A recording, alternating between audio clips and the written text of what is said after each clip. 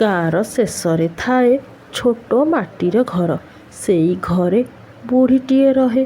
ତାର କେହି ନାହାନ୍ତି। ସେ ପୂରାପୂରି ଏକୁଟିଆ। ଦୁଆର ମୁହଁରେ ଥାଏ ବଡ଼ ଜାମୁକୋଳି ଗଛ। ସେଇ ଗଛ ହିଁ ବୁଢ଼ୀ ଜୀବନର ଏକମାତ୍ର ସାହା ଆଉ ଭରସା। ସକାଳ ହେଲା। ମା, ଆଜି ବି ମୋର ଉଠିବା ଡେରି ହେଇଗଲା। କ'ଣ କରିବି ମୋର ଏଇ ପୋକଡ଼ା ନିଦକୁ? ଯାଇ ଦେଖେ କେଉଁଠି ରଖିଲି ମୋ ଟୋକେଇଟାକୁ।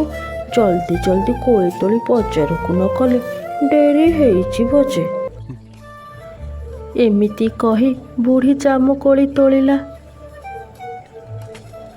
ଟୋକେଇକୁ ଧରି ବଜାରକୁ ଗଲା। ଅଧା ଦିନ ବିକ୍ରି କରି ଯାହା ଟଙ୍କା ଆଣିଲା, 2 ଓଳିର ଖାଇବା ହେଇଗଲା। କିନ୍ତୁ ଏଇ କଷ୍ଟମୟ ଜୀବନରେ ଥିଲା ଆଉ ଗୋଟିଏ ବଡ଼ ସମସ୍ୟା। ପ୍ରତିଦିନ ଗୋଟିଏ ଚତୁର ବିଲୁଆ ଆସି ଅଧାରୁ ଅଧିକ କୋଳି ଖାଉଥିଲା। ପାଣି କୁଣ୍ଡରୁ ମନବୋଧା ପାଣି ପିଇ ନିତ୍ୟ କର୍ମ ସାରି ଯାଉଥିଲା। ଯେମିତି ବୁଢ଼ୀ ନୁହେଁ, ବିଲୁଆ ହେଉଛି ଏଇ ଜାଗାର ମାଲିକ। ସକାଳୁ ଉଠି ବୁଢ଼ୀ ଦେଖେ ବିଲୁଆର କରାମତି। ସର୍ବନାଶ! ଏଇ 2 ଗୋଡ଼ିଆଙ୍କୁ ଜଗିବି ନା ଏଇ 4 ଗୋଡ଼ିଆକୁ? ଏଇ ବିଲୁଆକୁ ମୋରି ଗଛ ମିଳିଲା। ମୋର ଅଭିଶାପ ପଡ଼ିବରେ ତୋର ସହଜରେ ହଜମ ହବନି। 10 ଦିନ ଯାଏ ପାଣି ଠୋପାଏ ମିଳିବନି। ହେ ଭଗବାନ! ମୋର ଏଇ ଗୋଟିଏ ଜୀବିକା ମୋ ହାତରୁ ଚାଲି ଯିବାକୁ ବସିଛି। କିଛି ଗୋଟିଏ ବୁଦ୍ଧି ତ ଦିଅ। ଏମିତି କହି ବୁଢ଼ୀ ଗଛର ଚାରିପଟେ ବାଡ଼ ବୁଜିଲା। ତଥାପି ବିଲୁଆ ଆସିଲେ। ରାତିରେ ନିଆଁ ଜଳେଇ ରଖିଲା। ହେଲେ ବିଲୁଆ ଉପରେ କୌଣସି ପ୍ରଭାବ ପଡ଼ିଲା ନାହିଁ। ବୁଢ଼ୀ ନିରାଶ ହୋଇ ଗାଁର ଜ୍ଞାନୀ ଲୋକ ପାଖକୁ ଗଲା। ନିଜର ସମସ୍ୟା ଜଣେଇଲା। ବୁଝିଲୁ ବୁଢ଼ୀ, ତୋର ସମସ୍ୟା ଶୁଣିଲି। ହେଲେ ତୋର ସମାଧାନ ଏତେ କଡ଼ା ନଥିଲା। କଥାରେ ଅଛି, ବିଲୁଆ ବହୁତ ଚତୁର। ତୁ ଡାଳେ ଡାଳେ ଯାଉଛୁ, ହେଲେ ସେ ପତ୍ରେ ପତ୍ରେ ଯାଉଛି। ତୁ ଗୋଟିଏ କାମ କର, ତୋ ପାଣି କୁଣ୍ଡରେ ଲଙ୍କା ଲୁଣକୁ ମିଶେଇ ଦେ।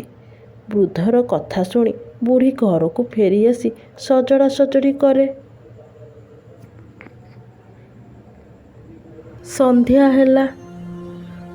ଆଜି ବିଲୁଆକୁ ଭଲ ନାମ ଦେବି। ଏଇ ଲଙ୍କା ଲୁଣ ଗୁଣ୍ଡ ଯେମିତି ଆଖିରେ ପାଟିରେ ବାଜିବ, ସବୁ ରଙ୍ଗ ଛାଡ଼ିଯିବ। ଏମିତି କହି ପାଣିରେ ମିଶେଇ ଦେଲା। କାନ୍ଥରେ ଭଙ୍ଗା କାଚକୁ ପୋତି ଦେଲା।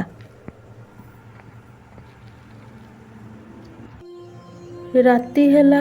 ପୂରାପୂରି ସୁନସାନ। ଆଜି ବହୁତ ଭୋକ।